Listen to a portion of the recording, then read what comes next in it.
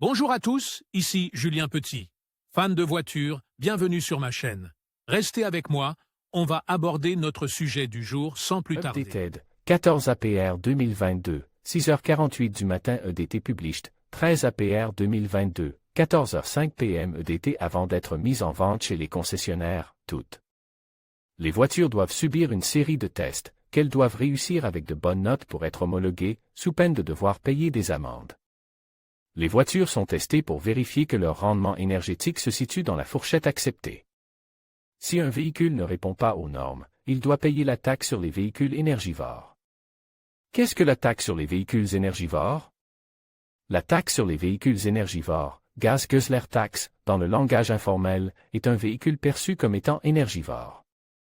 L'expression est apparue officiellement aux États-Unis lorsque le Congrès a introduit des dispositions relatives à la taxe sur les véhicules énergivores dans la loi de 1978 sur les taxes énergétiques afin de décourager la production et l'achat de véhicules économes en carburant. La taxe sur les véhicules énergivores est un supplément ajoute au prix de vente ou de location des voitures aux États-Unis qui ont une faible consommation de carburant. Qui paie la taxe sur les véhicules énergivores?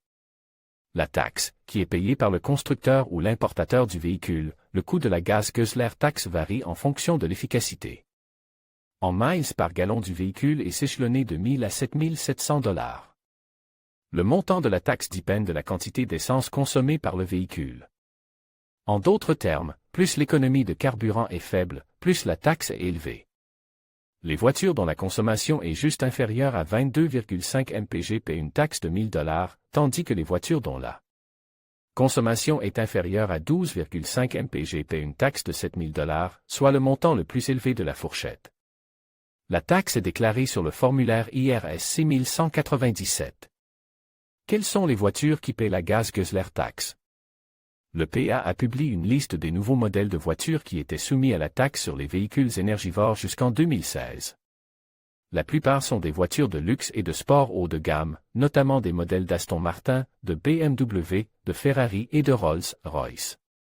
Quelques muscle cars américaines figurent également sur la liste, notamment la Chevrolet Corvette et une version de la Ford Mustang. Quels sont les véhicules exonérés de la taxe sur les véhicules énergivores? En 1984, Jeep lance le Cherokee XJ, largement reconnu comme le premier véhicule utilitaire sport, SUV. Le SUV n'existait pas lorsque la Gas Guzzler Tax a été adoptée, mais au cours des 30 années suivantes, il est devenu le véhicule le plus vendu aux États-Unis.